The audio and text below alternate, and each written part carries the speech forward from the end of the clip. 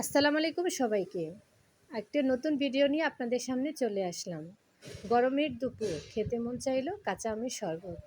কারই না ভালো লাগে গরমের দুপুরে কাঁচা আমের শরবত। বাগানে ছিল কাঁচা মরিচ আর গাছ থেকে পেড়ে নিলাম কাঁচা আম। তারপর কাঁচা আমটা ভালো করে ধুয়ে কেটে নিলাম। তারপরে যা যা লাগবে কাঁচা আমের শরবত বানাতে সবগুলো নিয়ে চলে গেলাম ব্লেন্ডারের কাছে। ব্লেন্ডারে দিয়ে দিলাম কাঁচা আম, তারপরে স্বাদ মতো কাঁচা মরিচ, আর কিছু গোলমরিচ দিলে ভালো, এটা স্মেলের জন্য। আর দিয়ে দিলাম বিলাতি ধনেপাতা, অনেকে লেবু পাতাও দিতে পারেন বা পুদিনা পাতাও দেওয়া যায়। তারপর দিলাম স্বাদ মতো চিনি, আর পরিমাণ মতো পানি দিয়ে দিতে হবে। দিতে পারেন স্বাদ মতো লবণ। তারপর ব্লেন্ডারে মিক্স করে নিলাম। তারপরে তৈরি হয়ে গেল আমাদের কাঁচা আমের শরবত।